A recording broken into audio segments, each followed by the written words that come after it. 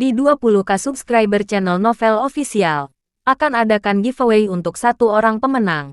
Syaratnya kalian harus subscriber, komen, like, share, supaya kalian bisa terpilih untuk jadi pemenang giveaway. Semoga beruntung bosku. Selamat datang di channel Novel Official. Sebelum kalian mendengarkan novel lelaki yang tak terlihat kaya, jangan lupa like, share, dan subbreaker kalau tidak kusentil jantung kalian hehehehe. Tanpa lama-lama lagi langsung saja kita masuk di alur cerita novelnya. Bab 1511 sampai bab 1520. Begitu mereka melihat Carlos berlutut, mata semua orang langsung melebar. Neraka, bukankah ini master tingkat ketiga yang luar biasa kuat dan jahat, Carlos Senes? Apakah dia benar-benar berlutut di depan pemuda ini bahkan sebelum mencoba melakukan satu gerakan pun? Bagaimana ini mungkin? Siapa pemuda ini? Ketika orang-orang di kerumunan terus mendiskusikan masalah di antara mereka sendiri, Siriel sendiri hanya menatap Geralt yang sekarang dengan tenang berjalan mendekati lelaki tua yang berlutut itu. Tangannya masih di sakunya. Siriel tidak mengharapkan semua ini terjadi. Tidak ada yang punya. Apapun masalahnya, dia sekarang tidak lagi menyembunyikan auranya yang menekan dan kuat. Dan siapapun yang merasakannya pasti akan merasakan jantungnya berdebar. Siriel, tentu saja, tidak terkecuali. Adapun Gose, dia dengan cepat pulih dari keterkejutan Carlos yang berlutut di depan Geralt dan dengan kelopak mata yang berkedut cepat berbalik untuk menatap pemuda yang mendekat. Setelah melangkah di depan lelaki tua itu, Geralt mengulurkan tangan sebelum memegangi kepala Carlos seolah-olah sedang menghukum anak nakal. Nah, kenapa kamu tidak menunggu dengan patuh sampai aku membunuhmu saat itu? Saya yakin Anda tahu apa yang akan terjadi, bukan? Meskipun begitu, kamu melarikan diri saat aku sedikit terganggu oleh beberapa permintaan bantuan. Tolong, Dewa, itu salah bagi saya untuk mencoba melarikan diri. Seharusnya aku tidak lari, teriak Carlos saat air mata mulai mengalir di pipinya. Kamu benar-benar tidak bertingkah seperti seorang penatua yang seharusnya. Tahu, bagaimanapun, tidak mungkin bagi seseorang untuk benar-benar melarikan diri jika aku ingin mereka mati. Tidakkah kamu setuju? Jawab Geralt sambil tertawa. Tentu saja, Dewa, kata Carlos. Seluruh tubuhnya sudah gemetar tak terkendali. Mendengar itu, Geralt kemudian berbalik menghadap penonton sebelum mengumumkan dengan nada acuh tak acuh. Bagaimanapun, aku di sini hari ini mewakili Quantok untuk mendapatkan hak untuk mendapatkan kendali. Jika ada yang menentang itu, kamu bebas untuk datang menantangku. Butuh beberapa saat, tetapi dia kemudian menggaruk bagian belakang kepalanya sebelum menambahkan. Oh, dan aku hampir lupa menyebutkan ini. Anda tidak perlu menantang saya satu persatu. Anda semua dapat menantang saya pada saat yang sama. Jika Anda lebih suka, itu. Menyaksikan dia kemudian memasang senyum polos. Semua orang di bawah panggung langsung merasa ngeri. Apa yang dia katakan? Tuhanku, betapa kejamnya. Terlepas dari ketidakpuasan mereka, tidak ada yang berani mengatakan sepatah kata pun. Namun, Gose tidak akan menerima ejekan seperti itu. Memahami bahwa Geralt bahkan tidak menganggapnya sebagai lawan, Gose mendapati dirinya menggeram. Tidakkah kamu pikir kamu terlalu sombong, anak muda? Tidak bisakah kamu melihat bahwa aku, Gose dari Golden Slinger, ada di sini? Maksudku, ya, Anda sudah berdiri di sana untuk sementara waktu sekarang. Apa itu? Jawab Geralt. Bakaya Row, raung Gose yang sekarang marah. Finnegan sendiri marah dengan komentar Geralt, yang mendorongnya untuk berkata, dasar anak nakal yang tidak tahu malu. Tidak perlu menahan diri, Tuan Gose. Bunuh saja pria sombong ini sesukamu. Memikirkan bahwa Geralt benar-benar berani mengklaim kendali. Dia benar-benar memintanya. Mendengar perintah Finnegan, Gose langsung menarik katananya sebelum menggeram. Aku akan menunjukkan padamu kekuatan sebenarnya dari Golden Slinger jika itu adalah hal terakhir yang aku lakukan. Kilatan hampir tampak mengalir di bilah yang biasa saat Gose mempersiapkan serangannya. Itu adalah serangan yang sangat kuat sehingga itu adalah yang terbaik yang bisa ditawarkan oleh Golden Slinger. Dan itu disebut 13 sikap aliran air. Sebuah tebasan bisa membelah air, dan 2 bisa mengiris jiwa. Tidak ada jiwa yang bisa selamat dari tebasan ketiga. Dan Gose tahu itu pasti karena dia sudah menguasai ranah 3 bilah. Begitu sinar itu menembus jiwa Geralt, Gose yakin bahwa jiwa pemuda yang arogan itu tidak akan ada lagi. Sementara semua ini terjadi, Siriel mendapati dirinya semakin gugup ketika dia melihat betapa bahayanya Geralt. Lagi pula, untuk berpikir bahwa jantungnya yang berdebar-debar selama ini benar.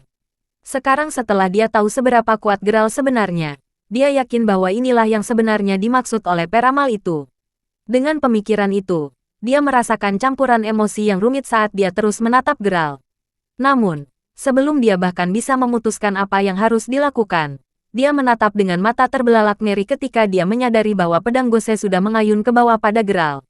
Mengharapkan pertumpahan darah, semua orang duduk di tepi kursi mereka, hanya untuk dibiarkan benar-benar tercengang dengan hasilnya. Dengan satu tangan masih di sakunya, Geralt telah mengangkat tangannya yang lain untuk dengan lembut mencubit pedang katana itu. Meskipun membuatnya terlihat sangat mudah, itu berhasil. Gose tidak bisa menurunkan pedangnya lebih jauh. Apa? Teriak Gose ketakutan. Meskipun dia ingin mundur beberapa langkah ke belakang, dia menemukan bahwa dia bahkan tidak bisa menggerakkan otot. Oh, aku bertanya-tanya sikap macam apa ini, dan sekte macam apa Golden Slinger itu? Tanya Geralt dengan nada acuh tak acuh. Kamu, geram Gose saat dia menggunakan seluruh kekuatannya untuk mencoba mendapatkan kembali mobilitasnya. Sial baginya, dia tetap membeku seperti patung. Kuakui kau lebih kuat dari yang kukira. Tambah Gose yang marah setelah beberapa saat sebelum tertawa keras. Oh, apakah itu berarti Anda memiliki sikap lain di lengan baju Anda? Tanya Geralt, merasa sedikit terkejut saat melihat reaksi Gose. Mengabaikan pertanyaan Geralt, Gose hanya menutup matanya sejenak. Dan ketika dia membukanya kembali, kilatan api sesaat terlihat terpantul di matanya saat dia meraung. Belada api. Setelah itu, gagang katananya tampak menyala, melesat ke atas menuju ujung yang masih dipegang Geralt. Sangat membuat Gose cemas. Begitu nyala api akan membakar Geralt, mereka tiba-tiba padam dengan suara mendesis. Apa? Bagaimana ini bahkan mungkin dari jarak jauh? Tergagap Gose yang bermata lebar tak percaya saat dia menatap pemuda itu. Merasakan bahwa Gose mungkin tidak akan mengungkapkan informasi yang relevan jika dia terus memegang pedangnya. Geralt melepaskan cengkeramannya, segera menyebabkan Gose mundur beberapa langkah. Pada saat itu, 7 suara dering berbeda terdengar dari tempat para Lidler duduk. Hampir segera setelah itu, 7 sosok melompat keluar dari bayang-bayang. Hanya butuh sepersekian detik untuk mengelilingi Geralt saat mereka berteriak, "Tuan!" Dari apa yang bisa dilihat Geralt, ketujuh pria bertopeng itu mengenakan pakaian seperti ninja, dan masing-masing dari mereka memiliki aura pembunuh saat mereka memegang pisau baja mereka. Mendapatkan kembali ketenangannya, Gose kemudian berbalik untuk melihat Geralt sebelum berkata, "Nah, jika Anda belum tahu, Gunung Tiarson sangat penting bagi Golden Slinger, Yang Mulia. Dengan mengingat hal itu, saya akan mengatakannya sekarang, bahwa jika Anda masih ingin menguasai area tersebut, Anda pasti akan menyinggung para Golden Slinger lainnya. Anda tidak akan menginginkan itu, bukan?" "Oh, begitu. Begitu," jawab Geralt sambil mengangguk. Jadi, Anda akhirnya mulai takut. Bijaksana dari Anda, sungguh. Sekarang, mengapa kita tidak duduk dan lebih mengenal satu sama lain?" Kata Gose sambil melangkah ke arah Geralt. "Takut, aku takut kamu salah. Bagaimanapun, kamu seharusnya tidak mengatakan itu padaku," jawab Geralt sambil menggelengkan kepalanya. "Maafkan saya, apa maksudmu dengan itu?" Yang Mulia tanya Gose, tercengang. "Yah, sejujurnya, aku hanya berencana untuk menangkismu pada awalnya. Setelah itu, saya akan bertanya kepada Anda tentang bagaimana Anda menjalani rute pelatihan Anda serta sedikit tentang sekte Anda. Namun, sebelum saya sampai pada hal itu, untuk berpikir bahwa Anda benar-benar berani mengancam dan memeras saya." Jawab Geralt, "Apa, dengan itu? Apakah Anda tidak tertarik untuk bersekutu dengan kami? Saya khawatir Anda tidak tahu seberapa kuat Golden Slinger sebenarnya," kata Gose saat kegelisahan melanda seluruh dirinya. "Apakah mereka kuat atau tidak penting. Aku tidak bermaksud membunuhmu sekarang, kau tahu. Namun, karena berani mengancamku, kamu akan membayar dengan nyawamu." Menatap Geralt yang masih memiliki satu tangan di sakunya, Gose mengencangkan cengkeramannya di gagang katananya. Geralt, di sisi lain, hanya melihat kembali ke ninja yang marah itu sebelum menjentikkan jarinya ke arahnya dengan acuh tak acuh. Dengan kecepatan dan ketepatan yang luar biasa, hal berikutnya yang diketahui Gose, tempurung lututnya telah ditusuk oleh kekuatan yang tidak diketahui. Menyaksikan Gose menjerit sedih tidak bisa menahan diri agar tidak berlutut di depan Geralt, 7 ninja lainnya langsung mengangkat pedang mereka, siap melancarkan serangan. Namun, sebagai tanggapan, Geralt hanya mengangkat tangannya sebelum melambaikannya sedikit. Dan begitu saja, lingkaran cahaya yang berpusat di sekitar Geralt tiba-tiba muncul dan segera mulai melebar ke segala arah. Tidak dapat menghindari serangan balik, Ketujuh pria itu dikirim terbang mundur seolah-olah mereka hanyalah anak domba yang baru lahir. Melihat itu, Gose segera mulai memohon, tolong, kasihanilah. Tolong selamatkan hidupku." Dia sekarang akhirnya mengerti mengapa Carlos bereaksi seperti itu ketika dia pertama kali melihat Geralt. Pemuda ini memiliki kemampuan yang akan membuat siapapun merasa tidak berdaya. Gose sekarang merasa seperti orang terlemah yang masih hidup saat dia berdiri di depan Geralt. Tidak ingin semuanya berakhir seperti ini. Gose dengan cepat tersentak sebelum berkata, "The Golden Slinger adalah sekte rahasia dan misterius dengan sejarah 1000 tahun di Jepang. Kami memiliki banyak ahli tanpa peringkat kami, jadi tidak perlu menyinggung kami, Dewa." "Yah, karena aku masih ingin mendapatkan kendali. Golden Slinger akan tersinggung, bukan?" Jawab Geralt, "Betul sekali. Namun, jika Anda menyerahkan hak kontrol kepada kami, saya pasti akan memohon Golden Slinger untuk menyelamatkan hidup Anda." Teriak Gose dalam keadaan panik. "Jadi, sepertinya kamu masih tidak mengerti apa yang aku coba katakan. Kamu juga tidak mengerti gayaku dalam melakukan sesuatu. Bagaimanapun juga, aku sudah menyinggungmu. Jadi sebaiknya aku selesaikan saja apa yang sudah aku mulai. Aku masih akan membunuhmu sekarang. Dan jika Golden Slinger menemukan kesalahanku nanti, aku akan menghabisi mereka ketika mereka datang untukku." Jawab Geralt sambil menyipitkan matanya sebelum mengulurkan tangan kanannya. Saat tangannya mulai bersinar, itu mulai memancarkan aura yang terwujud menjadi sepasang tangan raksasa yang dengan cepat meraih Gose. Sebelum Gose bahkan bisa bereaksi, Geralt mengepalkan tinjunya. Dan hal berikutnya yang diketahui siapapun, Gose telah direduksi menjadi tidak lebih dari segumpal daging berlumuran darah. Setelah menyaksikan adegan yang begitu kejam, semua orang di daerah itu langsung mulai berteriak ngeri. Saat semua orang berteriak atau menatap dengan tercengang pada adegan berdarah itu, salah satu kepala keluarga berhasil keluar darinya dan segera membungkuk di depan Geralt, mengungkapkan keheranan dan rasa hormatnya dengan berteriak, "Tuan Crawford." Setelah melihat itu, kepala keluarga lainnya segera membungkuk serempak saat kata-kata Tuan Crawford bergema di seluruh area bawah tanah. Finnegan, di sisi lain, berbalik untuk melihat Stetson yang masih membeku di atas panggung dan memberi isyarat padanya untuk melarikan diri bersamanya. Untuk kelegaannya, Stetson melihat dan memahami sinyal Finnegan, mendorong mereka berdua untuk perlahan mulai berjalan menjauh dari area tersebut. Meskipun namanya diteriakkan, Geralt tampak acuh tak acuh. Dan dia hanya menoleh untuk melihat Carlos sebelum berkata, "Carlos Senes, aku ingat menanyakan sesuatu padamu sebelum kau kabur. Karena aku tidak mendapat jawaban, aku hanya akan mengulanginya apa yang kukatakan. Beri aku satu alasan bagus mengapa aku tidak seharusnya membunuhmu." Mendengar itu, Carlos langsung menelan ludah sebelum menjawab, Aku akan menjadi antekmu sampai aku mati, Master Crawford." Meskipun agak tidak mau menjadi pelayan Geralt, segalanya lebih baik dibandingkan menghadapi kematian yang mirip dengan kematian Gose. Kematian ninja itu benar-benar menyedihkan. Aku terima. Dengan itu, aku yakin kamu tahu apa yang harus kamu lakukan selanjutnya, kan? Jawab Geralt sambil meletakkan tangannya di punggungnya sebelum berbalik untuk melihat ayah dan putranya yang melarikan diri. Seketika mendapatkan apa yang Geralt coba katakan, Carlos kemudian meraung, "Beraninya kalian berdua menyinggung Tuan Crawford." Karena Finnegan sebelumnya menginstruksikan Gose untuk membunuh Geralt, dia sudah hampir menyegel nasibnya pada saat itu. Either way, Carlos dengan mudah mengejar duo dan setelah menerima 3 serangan masing-masing, keduanya jatuh ke tanah, mati. "Nah, jika tidak ada keberatan lebih lanjut, apakah itu berarti aku sekarang mendapatkan kendali penuh atas dunia bawah tanah ini?" tanya Geralt. "Tapi tentu saja, Tuan Crawford, kami lebih suka Anda menjadi orang yang memegang kendali daripada keluarga Wadi. Memang, dengan seberapa kuat Anda, keluarga Yahto lebih dari bersedia untuk melayani Anda sebagai kepala kami untuk generasi yang akan datang. Meski begitu, tolong jangan meremehkan keluarga saya, Tuan Crawford, karena kami memiliki sepertiga aset di seluruh provinsi Jena." Menambahkan kepala Yahtos dengan nada menyanjung. Sementara kepala keluarga lainnya sudah menjilat Geralt, Yakov bahkan tidak berani mengatakan sepatah kata pun. Dengan perasaan campur aduk di hatinya, dia bertanya-tanya bagaimana dia bisa begitu buta. Bagaimana dia benar-benar gagal mengenali seberapa kuat dan kuatnya Geralt pada awalnya. Terlepas dari itu, dia sangat mengerti bahwa dia sebelumnya telah sedikit menyinggung Geralt. Itulah alasan mengapa dia tetap diam, takut dia akan berbagi nasib Finnegan dan putranya. Terlepas dari kekhawatiran Yakov, Geralt bahkan tidak memandangnya dari awal hingga akhir. Setelah beberapa saat, Geralt kemudian menyatakan, Saya hanya ingin mendapatkan satu hal dari keajaiban di Gunung Tierson. Setelah saya mendapatkannya, sisa item akan didistribusikan secara merata kepada kalian semua.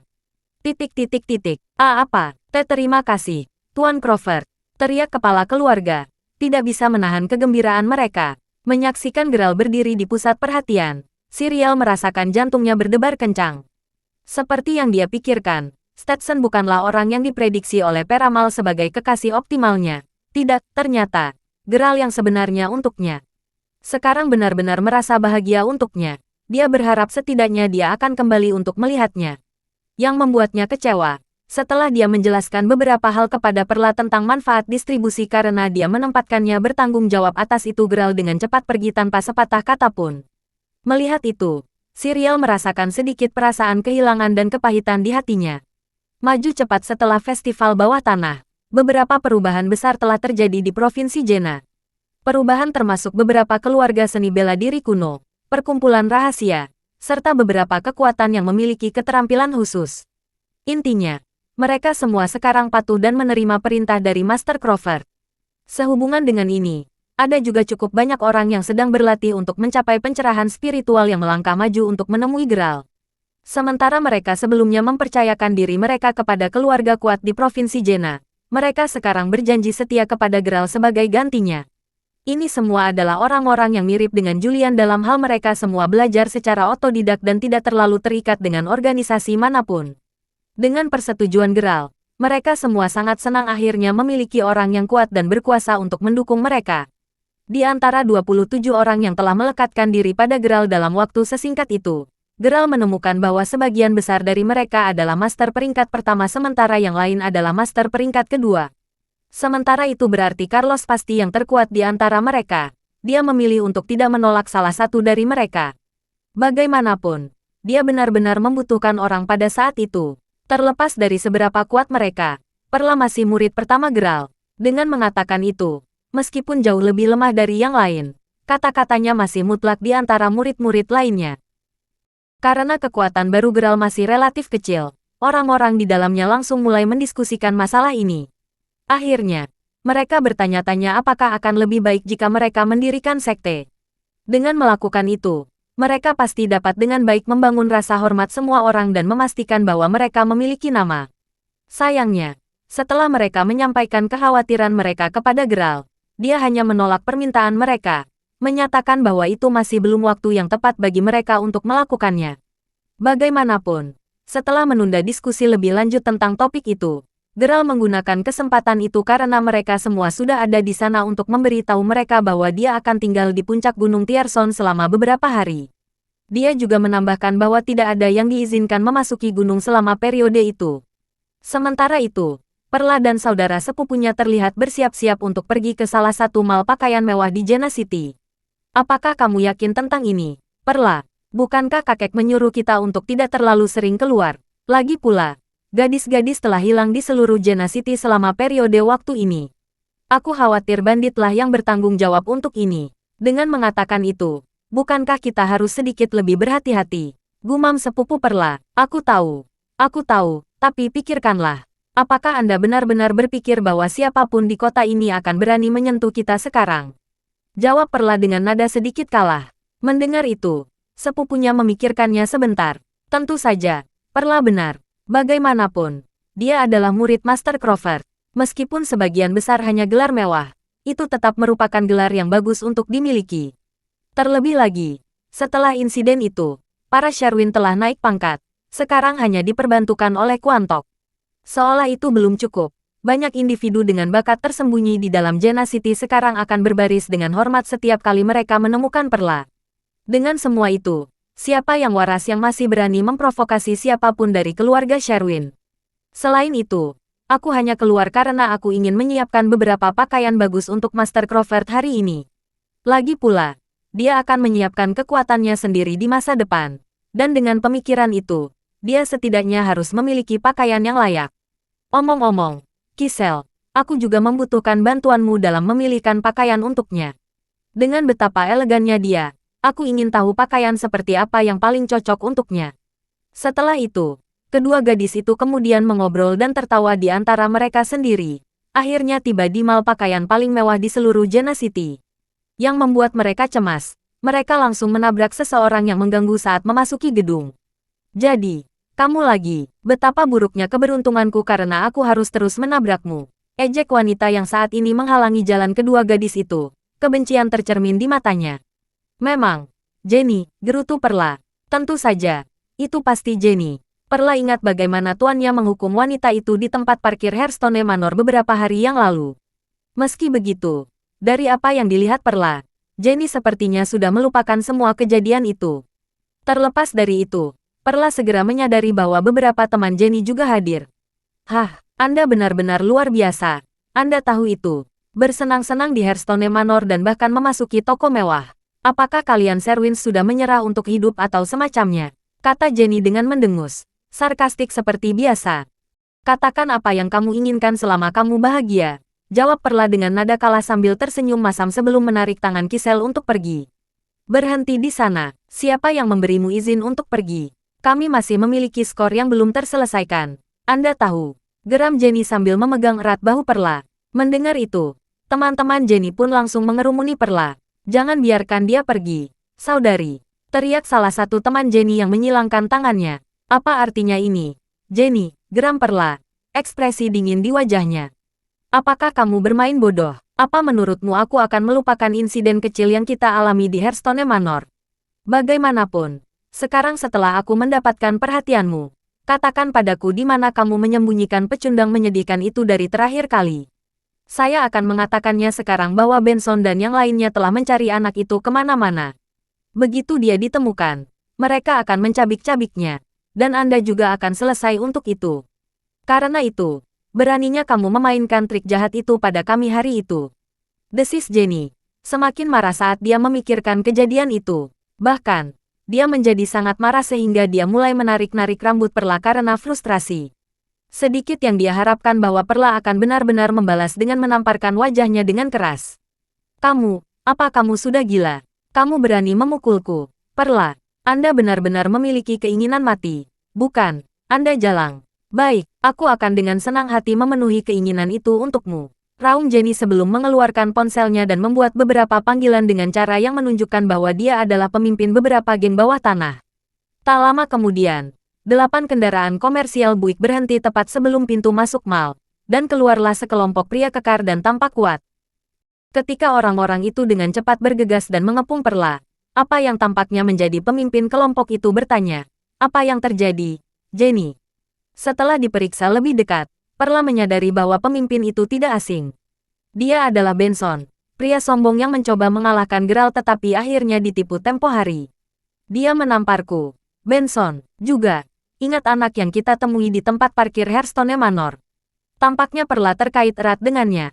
Jawab Jenny dengan berlebihan. Sialan, aku sudah lama mencari bastard kecil itu. Aku akan mencabik-cabiknya begitu aku akhirnya menemukannya. Bagaimanapun, untuk berpikir bahwa Anda benar-benar berani menyakiti Jenny. Apakah kamu muak dengan hidup atau sesuatu? Raung Benson sambil mengangkat telapak tangannya, siap untuk memukul Perla. Hentikan ini sekaligus. Teriak suara dingin pada saat itu. Beralih untuk melihat sumber suara, Benson melihat bahwa orang yang berteriak adalah seorang pria parubaya yang memiliki label di atas saku depannya yang bertuliskan, Manajer. Mengikuti di belakangnya, adalah sekelompok penjaga keamanan. Manajer itu sendiri sangat marah. Ini adalah mall pakaian paling terkenal di seluruh Jena City. Siapapun yang cukup berani membuat masalah di sini pasti sudah bosan hidup. Namun, setelah menginjak sedikit lebih dekat, manajer itu tiba-tiba menghentikan langkahnya ketika dia melihat siapa pemimpin kelompok itu. Ekspresi terkejut di wajahnya. Manajer kemudian berkata, "Oh, apakah itu kamu, Benson?" Jadi itu kamu, Manajer Sente." "Tidak banyak. Sungguh, aku hanya mengajari wanita ini pelajaran di sini. Ini dendam pribadi. Anda tahu, dengan mengatakan itu, saya yakin Anda tidak memiliki masalah dengan itu, kan?" Tanya Benson dengan senyum dingin di wajahnya. Tapi tentu saja, tidak. Karena kamu terlibat, aku akan memberimu wajah kali ini. Jawab manajer Sente dengan mendengus sebelum tertawa keras. Apakah benar-benar perlu banyak bicara, Benson? Pergi mengalahkan dia sudah. Saya perlu menunjukkan padanya apa yang terjadi ketika seseorang berani menyinggung saya. Gerutu Jenny. Perla sendiri saat ini merasakan sedikit campuran kecemasan dan kemarahan. Lagi pula, dia benar-benar tidak menyangka manajer pusat perbelanjaan itu sama sekali tidak peduli dengan pelanggannya. Sementara Perla ingin mengambil tindakan segera. Setelah memikirkannya sebentar, dia berpikir bahwa dengan posisinya saat ini, dia tidak perlu melakukan apapun secara pribadi untuk menyelesaikan masalah. Dengan mengingat hal itu, Perla kemudian menarik napas dalam-dalam sebelum berkata, "Aku ingin kamu tahu bahwa aku hanya memilih untuk tidak membalas karena aku tidak ingin ada masalah, Jenny. Dengan kata lain, aku sama sekali tidak takut padamu. Bagaimanapun, ikuti saran saya dan hentikan omong kosong ini sebelum terlambat." "Hahaha, apakah Anda benar-benar mencoba mengancam saya, Perla Sherwin? Kalau dipikir-pikir, kamu adalah tipe orang yang takut dipermalukan di depan umum, kan? Nah, coba tebak, saya akan merekam Anda dipukuli dan setelah saya selesai dengan Anda, saya akan mengunggahnya di media sosial. Saya akan memastikan bahwa semua orang melihat apa yang terjadi pada wanita muda hebat dari keluarga Sherwin." Ejek Jenny saat dia bersiap untuk merekam semua tindakan dengan ponselnya. Setelah mendengar itu, Benson langsung mulai menarik-narik rambut Perla. Namun, sebelum dia bisa melakukan hal lain, semua orang tiba-tiba mendengar suara marah berteriak, "Berhenti, di sana!" Hal berikutnya yang disadari Benson, seseorang datang berlari ke arahnya sebelum mendaratkan tendangan cepat ke pergelangan tangannya.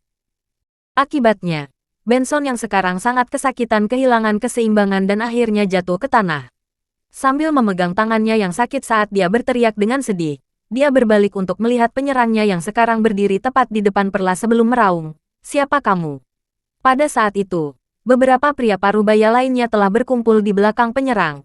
Meskipun tidak ada dari mereka yang repot-repot membalas Benson. Terlepas dari itu, pria parubaya yang pertama kali tiba kemudian berjalan menuju Perla dan membungkuk sebelum dengan malu berkata, "Permintaan maaf saya yang tulus, Nona Sherwin, untuk berpikir bahwa kamu sudah sangat dekat untuk dipermalukan. Jangan sebutkan itu. Dan kamu?" Tanya Perla. Sejujurnya, dia sudah merencanakan bagaimana menghindari serangan Benson sebelumnya. Untuk berpikir bahwa seseorang akan tiba-tiba datang membantunya. Meski begitu, dia tidak tahu siapa dia. "Ah, di mana sopan santunku?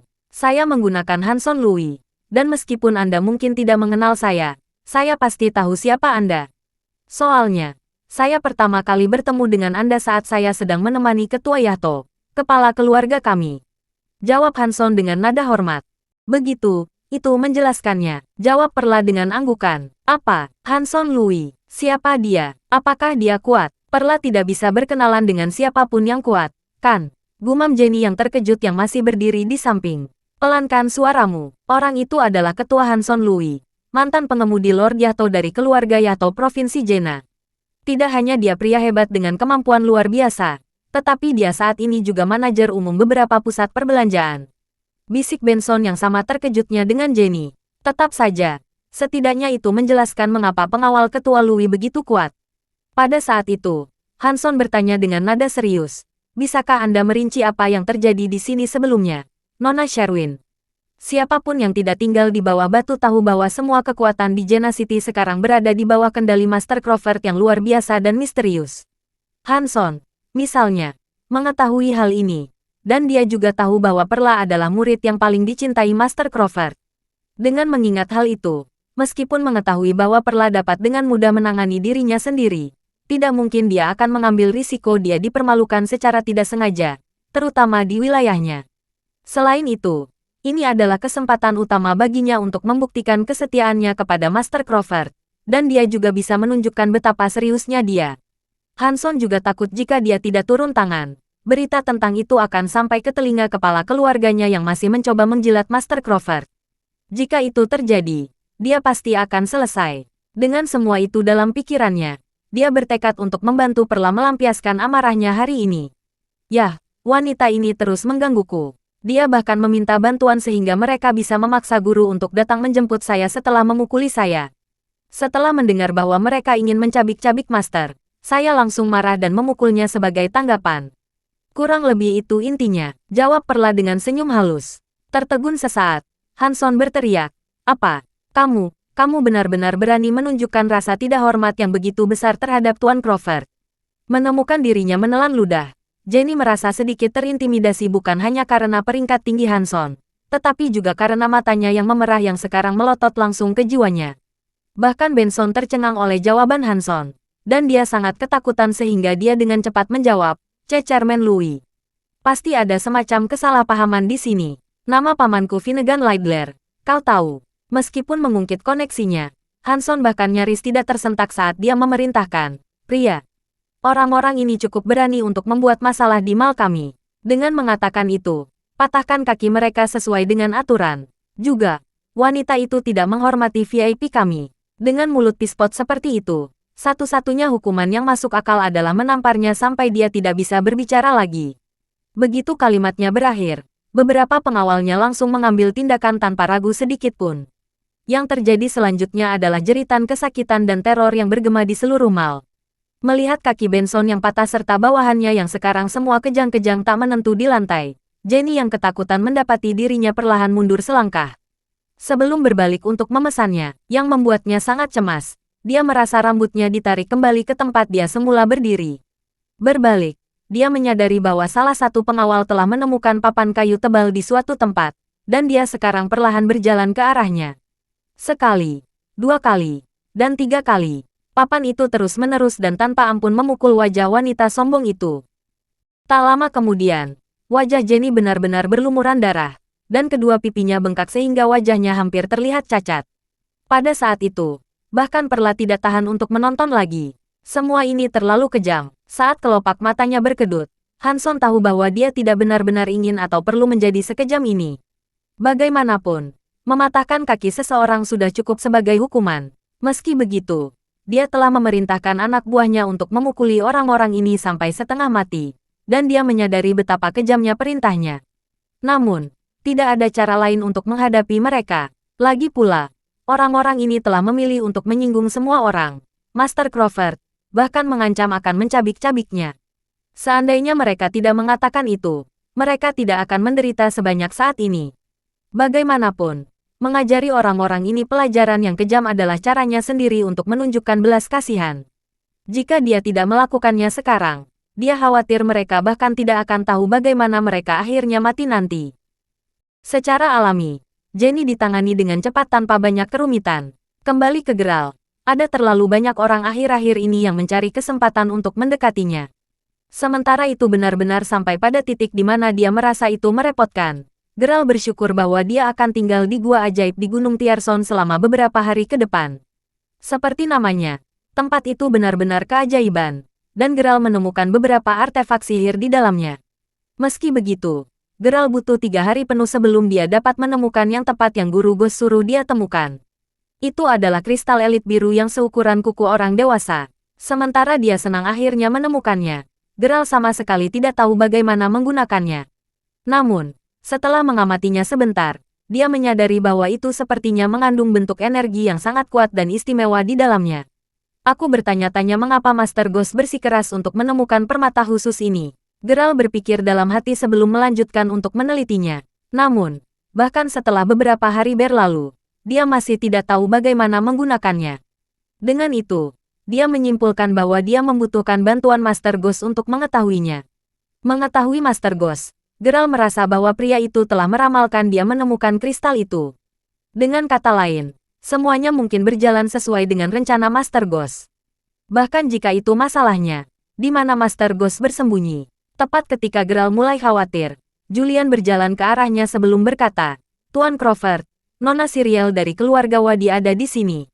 Sementara aku mengharapkan dia pergi setelah menolak masuk, dia telah menunggumu di luar sepanjang siang dan malam. Dia terus mengatakan bahwa dia harus bertemu denganmu bagaimanapun caranya." Siriel, apa yang dia lakukan di sini? Secara alami mengetahui siapa dia, Geralt ingat betapa acuh tak acuh dia berperilaku setiap kali dia berada di dekatnya. Selain perjamuan ulang tahunnya, mereka tidak punya alasan lain untuk bertemu satu sama lain. Meski begitu, jika dia benar-benar telah menunggunya sepanjang hari dan malam, dia tidak punya alasan untuk tidak bertemu dengannya. Selain itu, dia merasa sedikit bersalah karena awalnya berpikir untuk menggunakan dia untuk mendapatkan tiket masuk. Kalau begitu biarkan dia masuk, tambah Geralt sambil mengangguk. Dengan jentikan pergelangan tangannya, kristal biru menghilang tepat saat Siriel dibawa ke halaman belakang. Saat dia melihat Geralt, jantungnya langsung berdebar saat dia tergagap. Geral. Tidak Master Crawford. Memikirkan kembali. Dia bertanya-tanya mengapa dia menemukan orang ini menjadi begitu biasa-biasa saja hanya beberapa hari yang lalu. Sejujurnya, bukankah dia bertindak agak tinggi dan kuat di hadapannya pada saat itu? Untuk berpikir bahwa dia sekarang akan terlalu gugup untuk menatap matanya. Tersenyum saat dia berbalik untuk melihatnya. Geral kemudian bertanya, "Jadi, aku di sini. Apakah Anda ingin berbicara dengan saya tentang sesuatu?" "Ya, padahal, aku ragu kamu akan menyetujui permintaanku," jawab Siriel dengan nada sedikit sedih. Dia sepenuhnya sadar bahwa apa yang ingin dia tanyakan darinya sedikit tidak sopan. Dan meskipun dia yakin bahwa Geral akan setuju jika dia tidak mengetahui identitas aslinya, sekarang setelah semua ini terjadi, dia tidak jadi yakin lagi. Lebih buruk lagi, kegugupan dan rasa rendah diri membuatnya sangat sulit untuk mengajukan permintaan itu. "Yah, itu tergantung permintaan. Ayo," kata Geral. "Ya, masalahnya. Aku ingin bertanya apakah kamu bisa menemaniku dalam perjalanan ke Gunung Sakrasolis, tetapi aku bisa melihat sekarang kamu sangat sibuk jadi." Jawab Siriel. Meskipun dia mengatakan itu, matanya yang penuh harapan jelas mengkhianatinya. Gunung Sakrasol. Apakah ada alasan mengapa Anda ingin saya menemani Anda ke sana?" Tanya Geral. Tersenyum sedikit masam. Itu, gumam Siriel. Dia tidak benar-benar tahu bagaimana menjelaskannya tanpa membuat permintaan itu terdengar tidak masuk akal. Namun, pada akhirnya, dia menyerah begitu saja dan memutuskan untuk berterus terang tentang hal itu. Pada dasarnya, Siriel ingin dia menemaninya di sana karena dia ingin mencari peramal yang dia temui sebelumnya di tepi sungai di belakang gunung itu. Dengan kata lain, dia ingin peramal menentukan apakah pernikahan mereka benar-benar ditakdirkan oleh takdir, meskipun tahu betapa konyolnya motifnya. Itu tidak membantu bahwa dia sangat menyadari bahwa sementara pernikahan adalah satu-satunya hal yang ada di pikirannya, Master Crawford adalah orang yang benar-benar sibuk. Pemahamannya tentang itu hanya menambah rasa malunya lebih jauh. Meskipun begitu, Siriel masih terlalu menghargai takdir pernikahan ini untuk dia abaikan. Akhirnya, dia menyerah dan hanya memberi tahu Geral lebih banyak tentang peramal yang telah memberinya bacaannya saat itu. Seorang peramal, dia terlihat seperti apa? Tanya Geral dengan nada bersemangat dan serius secara bersamaan. Lagi pula, deskripsi yang dia buat, apakah orang yang dia baca dari sebenarnya adalah Master Ghost? Mungkinkah Master Ghost bersembunyi di Gunung Sakrasolis selama ini? Jika memang itu masalahnya, maka Geral tidak perlu membuang waktu dan tenaga lagi untuk menemukannya. Setelah berpikir sebentar, Geral setuju untuk mengantarnya ke gunung. Ini adalah kesempatan baginya untuk bersatu kembali dengan Master Ghost, dan dia tidak akan menolaknya. Bagaimanapun, Siriel kedua mendengar bahwa Geral bersedia menuruti permintaannya. Dia langsung merasa terkejut dan bahagia. Maju cepat ke beberapa waktu kemudian, keduanya dapat melihat sebuah gereja di kejauhan. Gunung Sakrasolis terletak di selatan Provinsi Jena, dan itu juga tempat gereja Sakrasolis dapat ditemukan. Ternyata ada cukup banyak peziarah yang datang ke sini juga. Terlepas dari itu, semakin dia melihat ke gereja, semakin Geral merasa bahwa Master Ghost benar-benar ada di sana. Setelah cukup dekat dengan pintu masuk gereja, dua pendeta muda menghentikan mereka untuk melanjutkan. "Apakah kalian berdua datang untuk berdoa?" Tanya salah satu dari mereka dengan nada hormat saat kedua pendeta itu tersenyum hangat. "Tidak sama sekali, Pak. Kami hanya datang ke sini untuk melihat bagian belakang pegunungan. Juga, mengapa ada begitu sedikit peziarah di sini hari ini?" Tanya Siriel sambil melihat sekeliling. "Oh, mohon maaf, tapi Gunung Sakrasolis telah ditutup selama sekitar 1 bulan sekarang." Dengan mengatakan itu, bagian belakang gunung tidak lagi terbuka untuk umum. "Aku khawatir kalian berdua harus kembali jika kalian menuju ke sana hanya untuk bersenang-senang," jawab pendeta lainnya sambil menundukkan kepalanya. Meskipun halus, Geral berhasil menangkap pendeta yang sama yang baru saja berbicara melirik sekilas di antara tegukan saat dia menatap dada Siriel. Dari itu saja, Geral tahu bahwa keduanya bukan orang baik. Itu juga pada saat Geral memperhatikan jejak aura pembunuh yang sengaja disembunyikan dari keduanya. Hal-hal seperti ini tidak akan luput dari pandangan Geral dengan mudah. Dengan itu, Geral mengaktifkan indera ilahinya untuk lebih memahami sekelilingnya. Sesaat kemudian, dia menyadari bahwa kedua pendeta itu benar-benar satu-satunya orang di puncak gunung. Memberi keduanya pandangan singkat tetapi dingin, Geral memutuskan untuk tidak mengatakan apa-apa untuk saat ini. Siriel, di sisi lain, tampak sangat kecewa mendengar berita itu. Tepat ketika dia berbalik, bersiap untuk pergi, Geralt memperhatikan kedua pendeta itu saling menyenggol siku mereka sambil bertukar pandang. Karena Geralt pura-pura tidak menyadarinya, kedua pendeta itu akhirnya memilih untuk berlari ke Siriel sebelum berkata, "Nona, tetaplah. Hah, apakah ada yang salah, Tuan?" tanya Siriel. "Anggap saja kita berdua telah melihat betapa salehnya dirimu. Karena itu, kami membuat pengecualian dan memberimu akses ke bagian belakang gunung." Jelas salah satu pendeta. "Apa? Serius? Saya sangat menghargainya," jawab Siriel, terkejut sekaligus gembira. "Namun, perhatikan bahwa sementara kami mengizinkan Anda masuk, Anda hanya akan diizinkan untuk mendaki gunung satu persatu. Orang lain dapat menunggu dan beristirahat di kamar tamu sampai pihak lain kembali. Begitulah cara kerja di sini, dan akan sulit bagi kami untuk menjelaskan diri kami sendiri jika orang lain entah bagaimana memperhatikan bahwa kami memimpin kalian berdua pada saat yang sama," tambah pendeta. "Saya melihat, aku baik-baik saja dengan itu," jawab Siriel sambil berbalik untuk melihat Geralt. Karena dia tidak terlihat menentang gagasan itu, Siriel hanya mengangguk, sekarang lebih bertekad untuk bertemu dengan peramal itu.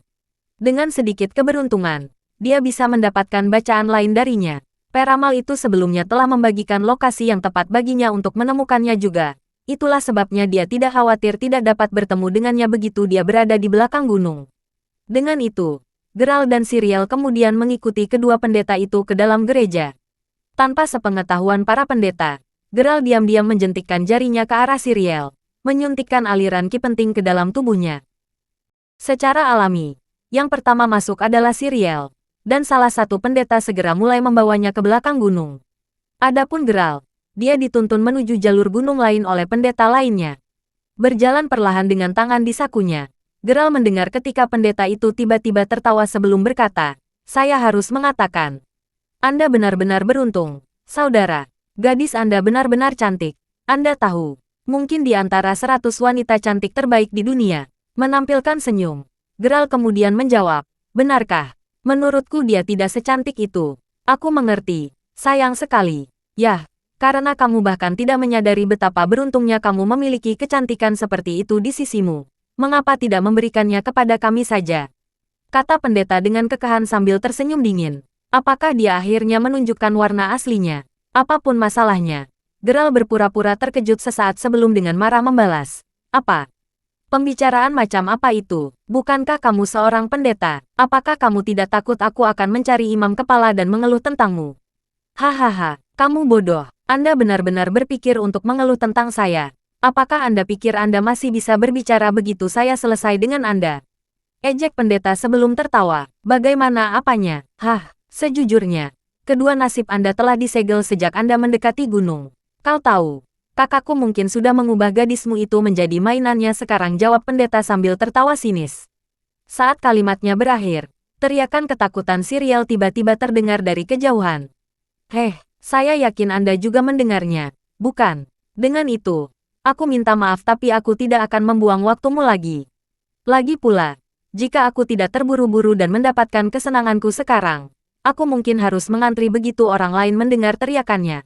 Sebelum Geralt sempat menjawab, pendeta itu dengan cepat membanting telapak tangannya tepat ke dada Geralt. Berteriak kesakitan, Geralt akhirnya terbang mundur sampai dia akhirnya bertabrakan dengan pohon. Begitu tumbukan itu mengenai, darah langsung mulai menyembur keluar dari mulutnya sebelum Geralt jatuh lemah ke tanah. Beberapa kejang kemudian, Geralt akhirnya berhenti bergerak, sekarang tidak sadarkan diri sepenuhnya. "Sampah yang tidak berguna, sayang sekali wanita itu berakhir denganmu. Tidak penting, setelah aku selesai denganmu, aku akan segera pergi untuk bersenang-senang dengannya." "Tetap saja, Calvin terkutuk itu, kamu seharusnya lebih berhati-hati dengan teriakannya," gerutu pendeta sambil dengan cepat melemparkan mayat Geralt ke samping. Saat pendeta berlari ke arah Siriel, Geralt tetap diam. Hanya beberapa detik kemudian ketika beberapa gemerisik terdengar, dan tiba-tiba, beberapa orang yang semuanya berkamuflase dengan baik tiba-tiba jatuh dari atas. Setelah menguji untuk melihat apakah dia masih bernafas dan memastikan bahwa dia benar-benar mati, orang-orang itu saling bertukar pandang sebelum dengan cepat mengejar pendeta itu. Saat itulah Geralt akhirnya memutuskan untuk perlahan membuka matanya lagi. Setelah retak yang keras, tubuh Geralt mulai menegakkan dirinya lagi seolah-olah beberapa bentuk necromancy sedang digunakan di tubuhnya. Gunung ini benar-benar menarik. Dari apa yang saya amati, tampaknya tidak hanya ada cukup banyak master di sini, Tetapi juga tampaknya ada dua kekuatan berbeda yang hadir. Geralt berpikir sendiri dengan cemberut. Menyadari bahwa Siriel kemungkinan besar masih dalam bahaya, Geralt dengan cepat berjalan ke arah yang dituju oleh semua yang lain. Memutar kembali waktu sedikit, Siriel sangat ingin menemukan peramal sebelumnya sehingga dia benar-benar tidak menyangka pendeta itu benar-benar memiliki niat jahat terhadapnya. Ketika dia mencoba memaksakan dirinya padanya, Siriel langsung ketakutan setengah mati. Lagi pula, sementara Siriel memang memiliki sedikit pelatihan, dia sangat sadar bahwa pendeta itu jauh lebih kuat darinya. Dia sama sekali bukan tandingannya. Menyaksikan Siriel berjuang mati-matian saat dia terus mendorongnya ke tanah. Pendeta yang tampak menyeramkan itu kemudian tertawa jahat sebelum berkata, "Ayo, terus berteriak. Dan pastikan untuk memperjuangkan semua yang Anda inginkan karena tidak ada yang datang untuk Anda gelombang. Dorong sedikit lebih keras, bukan? Hahaha." Pada saat itulah pukulan Siriel menyebabkan dia secara tidak sengaja mengenai pendeta di sisi lehernya. Hampir segera setelah itu, suara keras terdengar saat sejumlah besar ki esensial dilepaskan di tempat telapak tangan Siriel berada. Dan begitu saja, pendeta itu sesaat dikirim terbang. Sebelum tubuhnya meledak menjadi jutaan keping, menatap dengan mata terbelalak pada kekacauan berdarah yang dia sebabkan. Reaksi pertama Siriel adalah berteriak ngeri. Setelah sedikit tenang, Siriel yang tercengang mendapati dirinya menatap telapak tangannya. Meskipun ketakutan, dia secara bersamaan ingin tahu dari mana semua kekuatan itu tiba-tiba datang. Saat itulah pendeta kedua dari sebelumnya tiba dan menyaksikan akibat dari serangannya yang tidak disengaja. Benar-benar terperangah oleh pemandangan di depannya. Pendeta yang ketakutan itu langsung berteriak, "F. King Hell, kamu sekuat ini selama ini." Menyadari bahwa pendeta lain sekarang hadir, Siriel yang ketakutan langsung mulai mundur saat dia berteriak, "Kakau, jangan mendekat." Saat Siriel mengulurkan tangan, berharap itu akan mencegahnya mendekat, pendeta yang mengira dia akan menyerang menjadi sangat ketakutan sehingga dia hampir merasa ingin mengompol di tempat. Namun, pendeta segera menyadari bahwa tidak ada serangan yang datang untuknya. Meskipun dia masih takut, pendeta itu kemudian tertawa sebelum berteriak, "Baik. Jangan bilang bahwa kekuatanmu tiba-tiba menghilang. Aku memperingatkanmu, jangan berani-beraninya kamu selangkah lebih dekat denganku." Balas Siriel yang dilanda teror. Meski begitu, pendeta merasa bahwa dia akan menyerang sekarang jika dia bisa. Dengan pemikiran itu, dia mengabaikan peringatannya dan langsung berlari ke arahnya, siap menerkam. Namun, bahkan sebelum dia bisa pergi jauh, pendeta itu merasakan tendangan keras di punggungnya yang membuatnya terbang dengan wajah terlebih dahulu ke tanah. Merangkak kembali secepat yang dia bisa, dia dengan cepat berbalik untuk melihat siapa penyerangnya. Berdiri tidak terlalu jauh di belakangnya, pendeta itu dapat mengidentifikasi tiga pria bertopeng. Tidak tahu kapan mereka bahkan menyelinap di belakangnya. Pendeta itu kemudian meraung, "Siapakah kalian? Beraninya kamu masuk tanpa izin ke Gunung Sarkasolis? Berhenti. Kamu pendeta palsu. Kamu pasti sangat ingin mati." Balas orang yang menyerang. Saat pria bertopeng itu akan meluncurkan serangan lain, pendeta itu mengeluarkan jimat kertas tersembunyi yang saat diaktifkan menciptakan ledakan besar sebelum api menyembur darinya. Tidak dapat menghindarinya tepat waktu. Lengan pria bertopeng itu akhirnya terluka. Sebelum pria bertopeng itu bisa pulih, pendeta itu sudah mengeluarkan jimat lain. Namun kali ini, api yang dihasilkan berwarna hijau, dan mereka melesat ke langit sebelum meledak dengan mempesona. "Ini tidak bagus, lokasi kita sudah terekspos," teriak pemimpin trio dengan suara dingin. Setelah itu, dia mengeluarkan belati, berharap setidaknya mengakhiri hidup pendeta dan menyelamatkan Siriel selagi mereka masih bisa. Sayangnya, beberapa suara gemerisik tiba-tiba terdengar, dan hal berikutnya yang dia tahu, lusinan orang yang mengenakan pakaian seperti pendeta sudah turun dari puncak pohon. Sekarang benar-benar terkepung. Trio pria bertopeng semua bisa merasakan aura pembunuh besar yang memancar dari pria-pria yang tampak kejam yang telah mengepung mereka. Sebelum pria bertopeng itu bisa bergerak lagi, seorang pendeta setengah baya melambaikan tangannya sebelum memerintahkan, "Tangkap mereka." Sangat kalah jumlah, pria bertopeng itu hanya bisa menyerah saat para pendeta lainnya dengan cepat mengambil tiga pria bertopeng dan Siriel di bawah pengawasan mereka. Merobek topeng pemimpinnya, pendeta paruh baya itu kemudian mencibir. "Jadi itu benar-benar kamu, Hubert Younger, untuk berpikir bahwa Anda benar-benar berani mendaki Gunung Sarkasolis. Saya kira Anda tidak pernah mengantisipasi tertangkap. Ya. Tidak penting, bawa mereka pergi." Setelah tertawa mengejek, pendeta itu kemudian mulai membawa mereka berempat pergi. Akhirnya, Mereka tiba di depan sebuah gua besar yang terletak di belakang Gunung Sakrasolis. Menyaksikan keempat orang itu dibawa ke area yang dijaga ketat, Geralt yang telah menyaksikan semua ini dari jauh mendapati dirinya berpikir. Sepertinya ada masalah yang cukup besar dengan Gunung Sakrasoli. Mungkinkah Tuan Hantu benar-benar ada di sini? Dia sudah menduga bahwa para pendeta di gunung itu tidak ada gunanya. Itulah alasan mengapa dia sebelumnya menyuntikkan beberapa ki penting ke dalam Siriel. Lagi pula, dia lebih suka jika dia tidak menderita kerugian apapun selama insiden ini. Either way, Geralt sudah merencanakan sejak awal bahwa jika ada yang salah, dia pasti akan bergerak. Dengan mengatakan itu, dia menyimpulkan bahwa tindakan terbaiknya saat ini adalah menangkap salah satu pendeta untuk diinterogasi. Dia akan mulai membuat rencana lebih lanjut begitu dia tahu lebih banyak tentang situasi saat ini. Saat malam semakin dekat, salah satu pendeta yang bertugas menjulurkan lehernya saat dia berjalan menuju daerah berhutan untuk buang air kecil. Namun, sebelum dia bahkan bisa melakukannya, dia tiba-tiba ditarik oleh kekuatan tak terlihat dan diam. Terima kasih sudah mendengarkan novel lelaki yang tak terlihat kaya. Sampai jumpa di novel selanjutnya.